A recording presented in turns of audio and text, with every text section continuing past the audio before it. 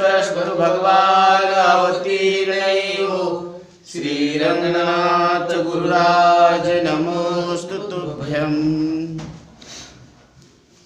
अनंत कर्मे माते घडली वो मज, तीतवन सांडिती ऐसे ज्ञान पै तुझ। तरी म्या काय कीजे किवी पावणे सहज, दुर्घट वाट आहे कैशाणी निफजेल काज। परेदी मदालसा सोहम जो जो रे बाळा, निज ध्यानी निज पारे लक्ष लागू दे डोळा। बाळ आईला सांगतो, आई माझे हातून अनंत जन्मात अनंत कर्म झालेली आहेत। जोपर्यंत शरीर संबंध आहे तोपर्यंत अनंत कर्मे ही होणारच। मी म्हणून निष्कर्म होण्याचा मार्ग अत्यंत अवघड झाला आहे। तेव्हा मी काय करावे व माझे कार्य सहज कसे होईल याचे ज्ञान तू मला दे। इथं बाळानं प्रश्न केलेला आहे की अनंत जन्मात अनादि कालापासून हा जीव त्या देहाला मी समजत आलेला आहे आणि देहाला मी समजूनच हे कर्म झालेले आहेत। तर वेद बोधित कर्म हे दोन प्रकारचे असतात, एक विहित आणि दुसरा निषिद्ध कर्म। विहित म्हणजे वेदानं करायला सांगितलेले आणि निषिद्ध म्हणजे करू नये म्हणून सांगितलेले। तर त्या विहित कर्मामध्ये सुद्धा प्रकार आहेत, नित्य, नैमित्तिक, काम्य बरं का आणि प्रायश्चित असे 4 प्रकार आहेत। तर नित्य नैमित्तिक कर्म जे आहे तर याला हे वेद आज्ञेवर अवलंबून आहे। यामध्ये पुरुष इच्छा नाही, पुरुष इच्छेवर अवलंबून नाही। बरं न केले तर प्रायश्चित केल्यास पुण्य नाही। जर आपण हे केलं नाही आणि त्याचं प्रायश्चित केलं तर त्याचे पुण्यही मिळत नाही। म्हणून नित्यकर्म कोणतं? संध्या वंदन आदी जे आहे तर हे नित्यकर्म आहे। आणि नैमित्तिक कर्म कोणते आहेत? तर आता ग्रहण लागलेले, सूर्यग्रहण, चंद्रग्रहण किंवा श्राद्ध आहेत, किंवा आपल्या गावामध्ये समजा ब्रह्मज्ञानी पुरुषांचं आगमन झालेलं आहे, त्यांचा आदर आतिथ्य करणं हे नैमित्तिक कर्म आहे। आणि काम्य कर्म म्हणजे विशेष फलप्राप्तीसाठी केलेलं एक विधान आहे, विशेष फलप्राप्तीसाठी। जसं पुत्र जर प्राप्त व्हावा तर त्याला पुत्र कामेष्टी याग करावा लागतो, यज्ञ करावा लागतो। आणि दशरथ राजानं हेच याग केलेला आहे, पुत्र कामेष्टी याग। आणि पाऊस पाडण्यासाठी कारिरी याग करावा लागतो। आता बिनमौसम बरसात व्हायला लागली तर यज्ञ करायची काय आवश्यकता आहे, पण पाऊस पाडण्यासाठी कारिरी याग म्हणजे यज्ञ करावा लागतो। तर हे म्हणजे काम्य कर्म आहे। आणि प्रायश्चित्त म्हणजे पाप निवृत्तीसाठी केलेलं कर्म, म्हणजे पापाचं क्षालन व्हावं। मग हे पाप एवढं जे झालेलं आहे ते क्षालन करण्यासाठी काय करावं, असा प्रश्न ज्यावेळेस वाल्या कोळ्यांनी नारद ऋषींना शरण गेल्यानंतर केला, त्यावेळेस नारद ऋषींनी त्यांना सांगितलं की या ठिकाणी तुम्ही राम नामाचं स्मरण करा। राम नामाचं स्मरण केल्यानं काय होईल? पापाची निवृत्ती होईल आणि पुण्य हे आपल्या पदरात येत असतं। विठ्ठल म्हणता हरले पाप, पदरी आले पुण्य माप।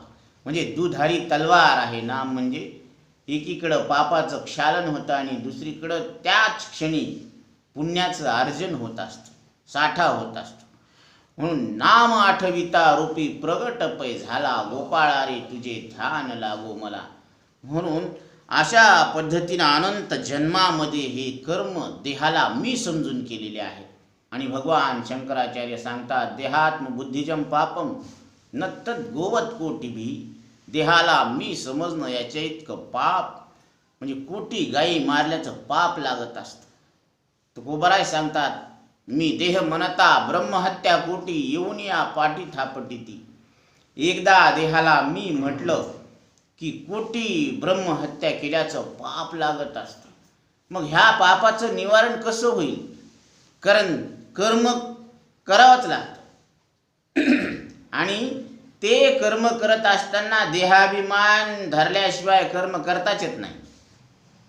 देहाला मी म्हणल्याशिवाय कर्म होतच नाही, किंवा कर्म करत असताना देहाला मी समजूनच ते कर्म केल्या जातं.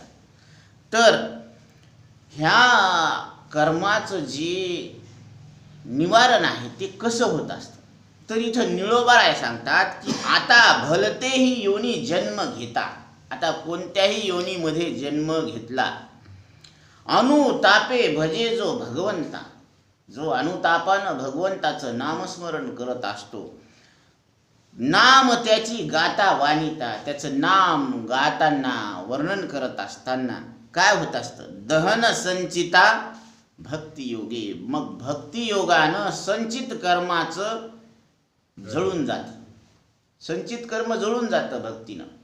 संचित म्हणजे अनंत जन्मात अनादि कालापासून अनंत शरीराला देहाला मी समजून केलेले कर्म आणि त्याचा साठा, याला काय म्हणायचं? संचित कर्म. आणि त्या संचित कर्माचा क्षय म्हणजे त्याला जर जाळायचं तर नित्य भगवंताचं नामस्मरण करणं. यावरी प्रारब्धे भोग येती अंगा. आणि हे करत असताना प्रारब्धाचे भोग आपल्याला भोगायला मिळतात. त्यावेळेस काय करायचं? भोगिता स्मरे जो पांडुरंगा. त्याचा भोग घेत असताना मग तो सुख असो का दुःखाचा भोग असो, ते भोगत असताना भगवंताचं नामस्मरण करणं. निस्तरे प्रारब्धा तो वेगा पावे अंतरंगा श्रीहरिते. मग त्या प्रारब्धाचं काय होत असतं? निस्तरण होत असतं आणि अंतरंगात त्याला परमात्म्याची प्राप्ती होत असते. कारण बाहेर हरी आहे, परंतु बाहेर हरी आहे हे कधी प्रतीत येईल? ज्यावेळेस अंतकरणातला हरी हरी म्हणून वाटेल त्यावेळेस बाहेरचा हरी हरी म्हणून वाटतो. म्हणून जे जे दृष्टी दिसे ते ते हरिरूप. पण कधी आत्मस्वरूपाची ओळख झाली तर. म्हणून शोधिसी मानवा रावळी मंदिरी, नांदतो देव हा आपुल्या अंतरी. मग देवळात देव आहे का हृदयात देव आहे? मग मंदिरातला देव पहावा का हृदय मंदिरातला देव पहावा? आणि हृदय मंदिरातला देव फक्त सद्गुरू ध्यानात आणून देतात. तत्वम आसी ते ब्रह्म तू आहेस, तैसा हृदयामध्ये मी रामू. असता सर्व सुखाचा आरामू, की भ्रांतासी कामू विषयावरी. हृदयामध्ये राम आहे, प्रगट आहे, आत्ता आहे, इथं आहे आणि ते राम तुम्ही आहात. अशी रामाची आत्मरूपानं ओळख करून देतात ते सद्गुरू.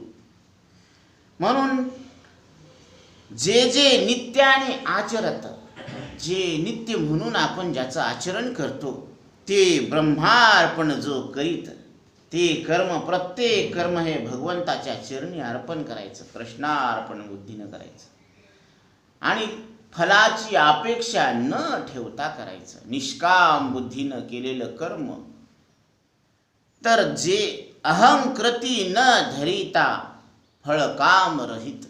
अहम म्हणजे मी केलं अशी भावना त्याच्यामध्ये ठेवू नये आणि फलाची अपेक्षा न ठेवता ते कर्म करावं, म्हणजे निष्काम कर्म त्याला म्हटलेलं आहे.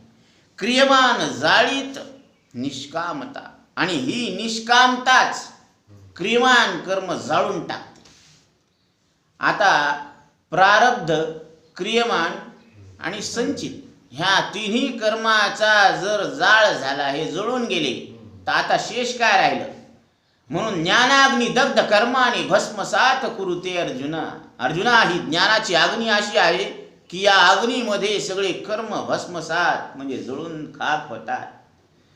म्हणून भिद्यते हृदय ग्रंथी छिद्यन्ते सर्व संशयः क्षीयन्ते चाश्य कर्माणि तस्मिन् दृष्टे परावरे.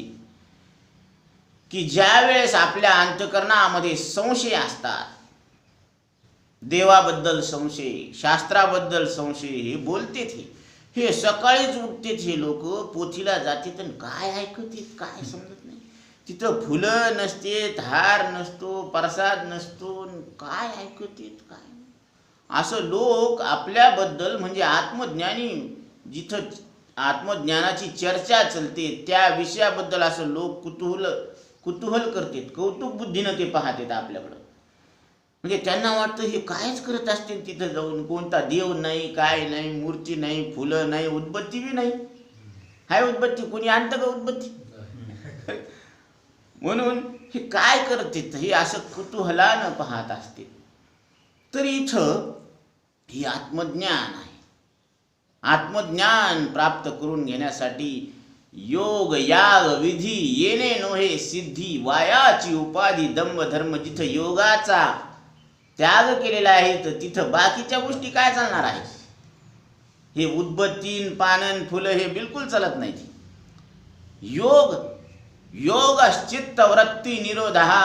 पतंजली योग सूत्रकार सांगतात योग म्हणजे काय आहे? चित्त वृत्तीचा निरोध. जिथं वृत्ती जमत नाही तिथं पान फुलं काय जमणार? वृत्तीचा स्वीकार करणं. तुका म्हणे मग नये वृत्तीवरी, सुखाचे शेजारी पहुडलो गा. पान फुल जमतेत पण कधी? ते आधीच झालेलं आहे आपलं. ही पुढची स्टेप आहे, पुढची पायरी आहे. कारण कर्म विधी ते पाळी, निषेधाते गाळी.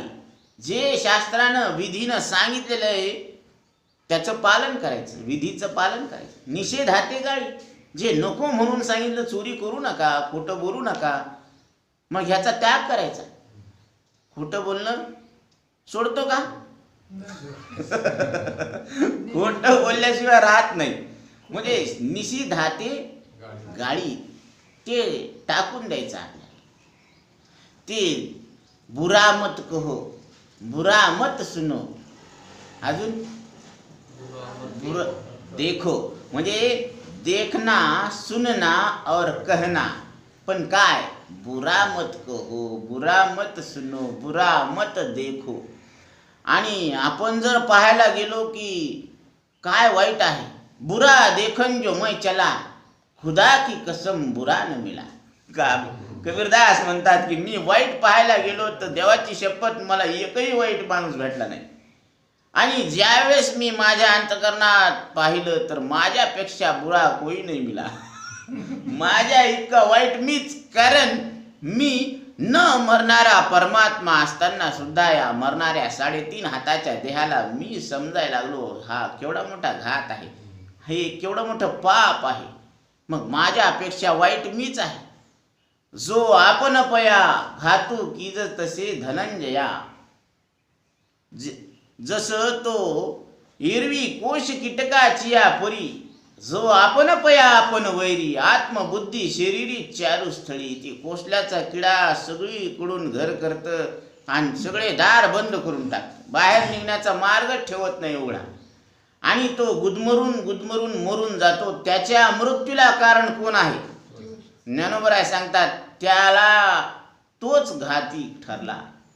तसं आपणा घात करू, शत्रू झालो मी दावेदारू. आपणच आपले शत्रू आहोत आणि आपणच आपले मित्र आहोत. पण कधी?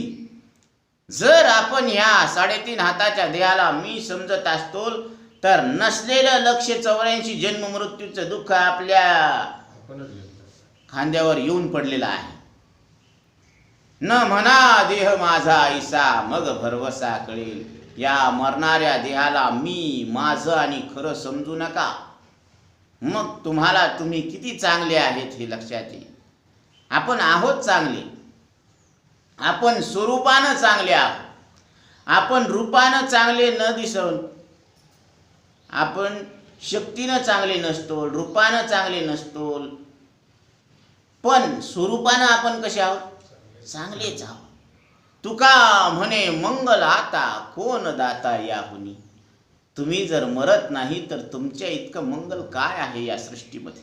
न मरण्या इतकं मंगल सृष्टीमध्ये काय आहे? कारण तुम्ही सगळीकडं दृष्टी टाका, जिकडं पाहावं तिकडं सगळं मरणारच दिसायला लागलं.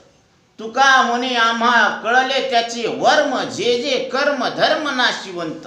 जे कर्मानं आणि धर्मानं निर्माण झालेलं आहे ते नष्ट होणार आहे.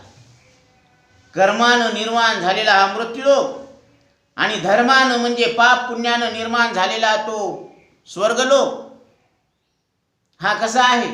नष्ट होणारा आहे.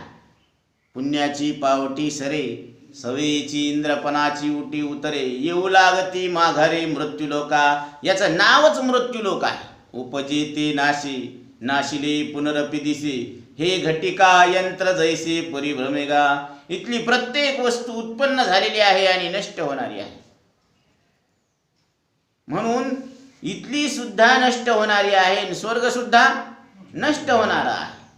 म्हणून कर्मानं आणि धर्मानं निर्माण झालेल्या वस्तू नष्ट होणाऱ्या आहेत, पण या नष्ट होणाऱ्या वस्तूला जाणणारा मी मात्र अविनाश परमात्मा आहे. म्हणून अखंड मंडलाकारम व्याप्तैनम चराचरम. आपण अखंड आहोत आणि हे सगळे कसे आहेत? खंड खंड खंड आहेत, तुकडे तुकडे तुकडे आहेत. आणि आपण ह्या तुकड्याला जाणणारे अखंड परमात्मा आहोत. म्हणून निळोबराय सांगतात, याची लागी निळा म्हणे, कर्म पाश तुटती येणे, विठोबाच्या नामस्मरणे याता याती चुकती. म्हणजे विठ्ठलाच्या नामस्मरणानं हे जन्म मृत्यूचं चक्र तुटत असतं. आणि हे चक्र तुटण्यासाठीच आपल्याला हा मनुष्य देह मिळालेला आहे. या मनुष्य देहाचं लक्ष काय आहे? लक्ष लावून राहा गोविंदुगा. कारण कर्त्याशिवाय कर्म घडत नसतं. आणि फलाची अपेक्षा ठेवून जर आपण कर्म केलं तर त्याचं फल स्वर्गादी भोग मिळतात. आणि फलाची अपेक्षा न ठेवता जे केलेलं कर्म आहे ते निष्काम कर्म केलेलं आहे, ते चित्तशुद्धी हे फल देत असते. म्हणून आता हे जे कर्म करत असताना का प्राप्त कर्म सांडीजे, येतुलेनी नैष्कर्म्या होईजे, हे अर्जुना वाया बोलीजे मूर्खपणे. आपण आपल्या हिश्श्याला आलेलं कर्म जर आपण करणार नाही, टाकून देऊ असं म्हणू आणि मग निष्कर्म्य होऊ, तर हे बोलणं कसं आहे? मूर्खपणाचं आहे. जे हातात काम आलेलं आहे ते करावंच लागणार आहे. जसं उदाहरण देतात माऊली की सांगे पहिलं तिरा जावे. जर आपल्याला पलीकडच्या काठाला जायचं असेल, ऐसे व्यसन का जेथ पावे, अशी ज्याची कोणाची इच्छा असेल, तेथ नावे ते त्याजावे घडे की. अर्जुना, तिथं नाव तुम्ही घेणारच नाही म्हणे, मी नावेतच बसणार नाही. असा दुराग्रह करून काय उपयोग आहे? तुम्हाला नावेत बसावंच लागेल आणि मग पलीकडच्या काठावर जाता येतं.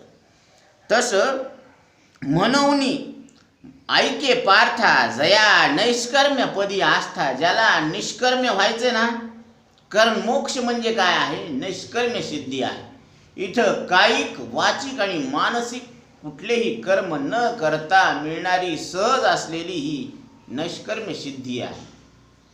कायिक, वाचिक आणि मानसिक म्हणजे शरीरानं, वाणीनं आणि मनानं कुठलंही कर्म न करता आपल्याला आपण मुक्त आहोत असं लक्षात येतं. हा मोक्ष मिळत असतो. मिळत असतो का? असतो. असतो. म्हणून ऐके पार्था जया नैष्कर्म्य पदी आस्था. तर तया उचित कर्म सर्वथा त्याज्य नव्हे. त्यानं उचित कर्माचा त्याग करणं बरोबर नाही. कारण कर्म तर करावंच लागणार. आणि आपण जरी नाही म्हणलं तर ते कर्म होत राहतं. भूक लागल्यावर तो माणूस झोपतो का गाठ?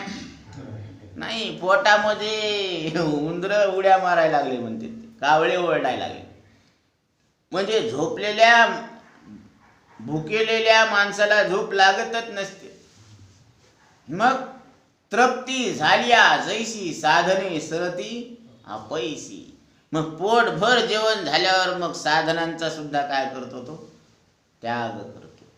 तसं कर्म झाल्यानंतर आणि ते निष्काम बुद्धीनं फलाची अपेक्षा न ठेवता जर झालं, कृष्णार्पण बुद्धीनं झालं, तर त्याचं फल आपल्याला मिळत असतं. ते म्हणजे चित्तशुद्धी.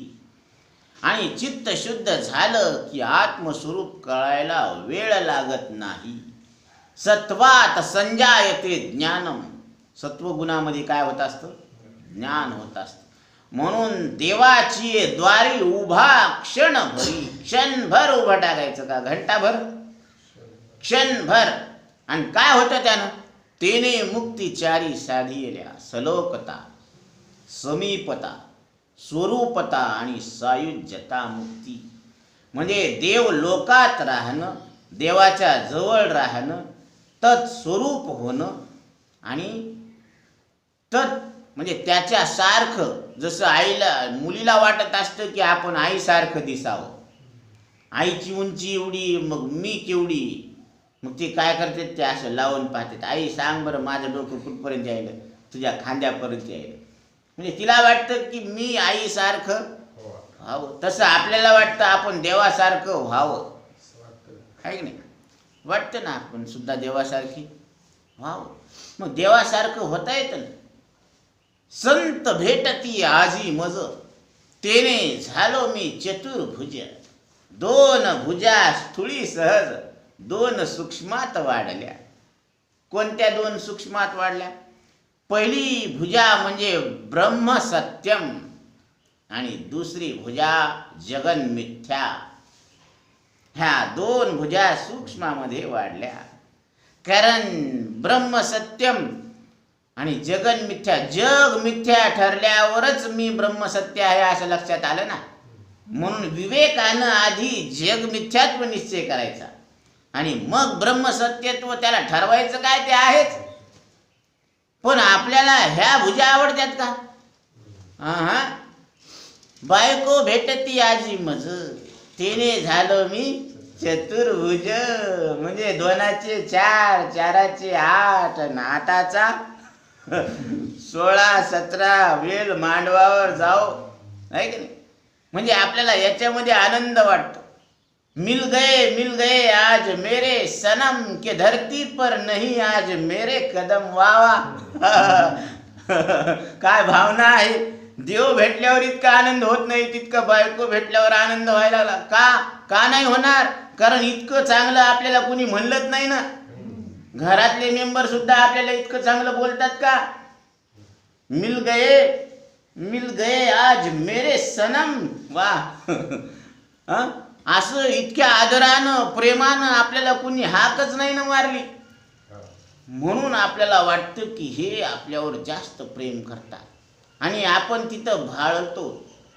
मग भाळले ना हे, आणि तिनं आपल्या हृदयाच्या पिंजऱ्यामध्ये हा राघोबा कैद करून टाकला. मायेच्या पाशेमध्ये. हा, म्हणून आजा आजा मेरे मिट्टू मिया, तुझे कमरे में बंद कर लू.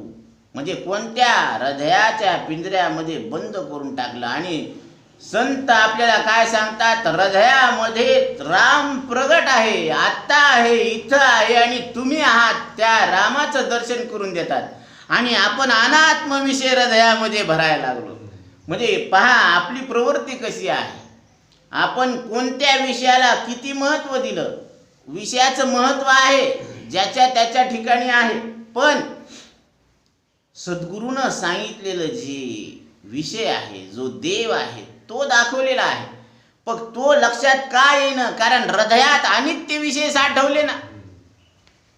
ते म्हणायला लागले देव घ्या कुणी आयता आला घर चालूनी. आता हे म्हणायला लागले की देव न लगे साठवणीचे रुंदले झाले. ते म्हणे ज्याच्यात साठवायचा ना देव ते हृदय, ते नाही का आमचं गच्च भरलं. कशानं? अनित्य विषयानं. आणि अनित्य विषय, किती अनित्य विषय संपादन केल्यावर तुम्हाला नित्यत्वाचा आनंद होईल? कधीच होणार नाही. ऐसे असूनी ये शरीरी, अनित्य भावाची या उदरी, नित्य भावाची सुरी दाटेची ना. ज्ञानोबरायांनी आता हात टेकले हो. काय म्हणून? यांना अनित्य अंतकरणामध्ये अनित्य संसार, अनित्य आहे असा नित्य अनुभव आहे. हा, आणि अनित्य अंतकरणामध्ये मी नित्य आहे असा नित्य अनुभव आहे. तरी हे अनित्याला सत्य समजणं काही सोडच ना. ज्ञानोबरायांनी सुद्धा हात टेकले आपल्या समोर. इतके तर आपण अज्ञानेश्वर महाराज आहेत. कोणते? अज्ञानेश्वर महाराज आहेत आपण. आणि ते ज्ञानियांचे राजे आहेत तर आपण अज्ञानाचे राजे आहेत. कमाल आहे बाबा. दोघं राजे आहेत पण दोघाच्या मध्ये फरक एवढाच आहे की ते ज्ञानियांचे राजे ना आपण अज्ञानाचे राजे. किती सांगावं सांगणारा की अनित्य अंतःकरणामध्ये अनित्य विषय, अनित्य संसार, अनित्य आहे असा नित्य अनुभव. कधी वाटत नाही तुम्हाला की हे बदलणार आहे म्हणून. नेहमीच वाटतं ना तुम्हाला की हे सगळं बदलणार आहे असा अनुभव आहे. पण तुम्ही अनित्याला अनित्य ठरवत नाही. ही तुमची चूक आहे का त्याची? ही तुमची चूक आहे. म्हणून आपण आपली चूक कबूल करा. आपली आपण करा सोडवण. आपल्याला कोणी बांधलेलं आहे का आपणच आपला बांधियाला गळा? आपणच आपल्याला बांधून घेतलेलं आहे. आणि त्याला सोडवणार कोण? मग आपणच आपल्या कल्पना सोडायच्या. म्हणून सद्गुरू फक्त रस्ता दाखवतात. भिद्यते हृदय ग्रंथी. म्हणून वचनाचे निघाये. वचनाच्या शस्त्रानं संशय छेदिले. आपल्या अंतःकरणातले संशय छेदन करतात आणि अनेकत्व मोडून एकत्व जोडिले. ही सद्गुरूची कृपा, ही महिमा आहे सद्गुरूची. उघडे परब्रह्म सद्गुरूची मूर्ती. सद्गुरू म्हणजे चालते बोलते ब्रह्म आहे. तयाचे पिसाट शब्द सुखे म्हणो येती वेद. हे त्यांचं सहज बोलणं हाच उपदेश असतो. आपल्याला वाटतं हे सहज आहे पण त्याच्यात सुद्धा उपदेश असतो. म्हणून सद्गुरूची जी वाणी आहे ती वेदवाणी आहे. साक्षात वेद उतरतात त्या वाणीतून. म्हणून मोटके गुरुमुखे उदय जत दिसे. नेमक्या शब्दात सद्गुरू सांगतात. आणि हृदय स्वयंभची असे. आणि हृदयामध्ये तो अनुभव प्रगट असतो की तुम्ही एक आहात, जाणणारे आहात, नित्य आहात, आनंदरूप आहात. हा तुम्हाला अनुभव नाही का? हा अंतःकरणामध्ये अनुभव आहे आणि तो प्रगट आहे. फक्त त्या अनुभवावर लक्ष नाही आणि ते लक्ष द्यायला लावतात सद्गुरू. म्हणून हृदय स्वयंभची असे. प्रत्यक्ष भाव लागे अपैसे अपैसेची. म्हणजे मी ज्यावेळेस त्याचा शोध घेतला निरखित निरखित गेली हो. पाहे तव तन्मय झाली हो. मी माझ्या स्वरूपाचं निरीक्षण करत करत करत ज्यावेळेस गेलो तर तद्रूप झालो. काय झालो? तद्रूप झालो. जसं नववधू त्या पतीशी एकरूप व्हायला निघाली तर ते निघत असताना टांगेवाला टांगा त्याचे वाहनं हे सगळे बाहेर सोडावं लागले आणि मग तिला पतीशी एकरूप व्हावं लागलं. तसं ही बुद्धी आत्मस्वरूपाला भेटायला निघाली. सकळ ही इंद्रिय वृत्ती घेऊन आपल्या हाती सगळ्या विषयातून इंद्रिय वृत्ती बाहेर काढली आणि त्या बुद्धीनं आपल्या हातात घेतली. आणि ती बुद्धी आत्मस्वरूपाला भेटायला निघालेली आहे. परमात्म्याला भेटायला निघालेली आहे. आणि ती बुद्धी परमात्माला भेटत असताना ती परमात्मरूप झाली. म्हणून ज्ञानेश्वर महाराज सांगतात की सकळ ही इंद्रिय वृत्ती घेऊन आपल्या हाती बुद्धी आत्मयाते मिळे एकांती प्रिया जैसी. एकांत म्हणजे ही बुद्धी आता परत वापस आलीच नाही. ती काय झाली? परमात्म रूप झाली. मन हे राम झाले. मन हे राम झाले. प्रवृत्ती ग्रासुनी कैसे निवृत्तीसी आले. म्हणून हे निवृत्त झालं. आता वृत्ती हे निवृत्त झाली. जन न दिसे तेथे. हे आपलं वास्तविक स्वरूप आपल्याला असं लक्षात घेता येतं. म्हणून संगू जाऊ प्रकृतीचा तो त्यागून घडे कर्माचा. जोपर्यंत प्रकृतीचा संबंध आहे, शरीर संबंध आहे, तोपर्यंत कर्माचा त्याग करता येत नाही. कर्म करावंच लागणार आहे. ऐसियाही करू म्हणती तयांचा आग्रहो चिवरे. आणि याच्यावरही जे म्हणतात की आम्ही कर्म करणारच नाही, तर त्यांचा आग्रह उरतो इथं. म्हणून नमाम कर्माणि निंपंती नमे कर्म फले स्पृहा इति माम योभिजानाति कर्म भीर्न सबध्यते. मग इथं या कर्म ही कर्मभूमी आहे. इथून कोण मुक्त झालेला आहे या कर्मातून? तर ज्यानं असं ओळखलं की हे मजची स्तव झाले परी म्या नाही केले, ऐसे जेणे जाणितले तो सुटला गा. हे माझ्यापासून झालं नाही, माझ्या वाचूनही नाही, हे मी केलेलं नाही, पण हे माझ्यापासून नाही, वाचून नाही आणि मी केलं नाही. बरं, हे आपोआप झालं का? आपोआपही झालं नाही. असं ज्यानं ओळखलं मजची स्तव झाले परी म्या नाही केले, ऐसे जेणे जाणितले तो सुटला गा. तो या कर्मबंधातून कर्मपाशातून सुटलेला आहे. म्हणून यस्त्वात्मत रतिरेव स्याद्यात्म तृप्तश्च मानवः आत्मन्येवश्च संतुष्टस्तस्य कार्यं न विद्यते. देखे असतेनि देह धर्मे